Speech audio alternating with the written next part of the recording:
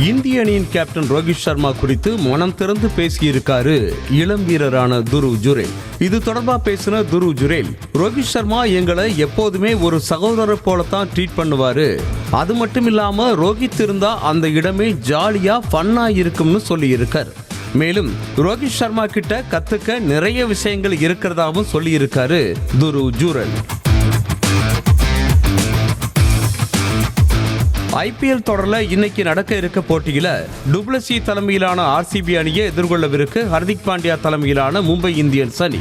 இந்த போட்டி மும்பை வான்கடை மைதானத்தில் நடக்கவிருக்கு. புள்ளிப்பட்டியல மும்பை இந்தியன்ஸ் மற்றும் ஆர்சிபி அணிகள் தலா 2 புள்ளிகளோட 8 மற்றும் 9வது இடத்துல இருக்காங்க.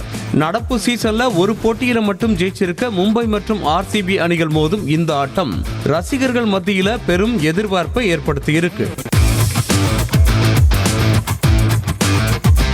கொல்கத்தா நைட் ரைடர்ஸ் அணியின் வைஸ் கேப்டனான நிதிஷ் ராணா நடப்பு ஐபிஎல் தொடர்ல ஒரே ஒரு போட்டியில மட்டும் களமிறங்கின நிலையில விரல்ல ஏற்பட்ட காயம் காரணமா அணியிலிருந்து விலகினார்.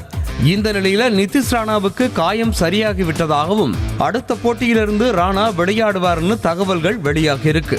ராணா மீண்டும் அணியில இணைஞ்சிருக்கிறது கொல்கத்தா அணிக்கு கூடுதல் பலமா பார்க்கப்படுது. ரோஹித் சர்மா கிட்ட மற்ற ஐபிஎல் அணி நிர்வாகங்கள் பேச்சுவார்த்தை நடத்துறதா வெளியான தகவல் தொடர்பா பேசியிருக்க ராய்டு, ரோஹித் சர்மா மாதிரி ஒரு வீரரை கேப்டனா நியமிக்க எல்லா அணிகளுமே விரும்பும். ஆனா எந்த அணிக்கு போறதுன்னு ரோஹித் தான் முடிவு செய்யணும். அவருக்கு எந்த அணி நிர்வாகம் உரிய மரியாதை கொடுக்குதோ அந்த அணிக்கு ரோஹித் செல்வார்னு நினைக்கிறதா சொல்லியிருக்காரு ராய்டு. செய்திகளை உடனுக்குடனும் துல்லியமாகவும் தெரிந்து கொள்ள சப்ஸ்கிரைப் பண்ணுங்க.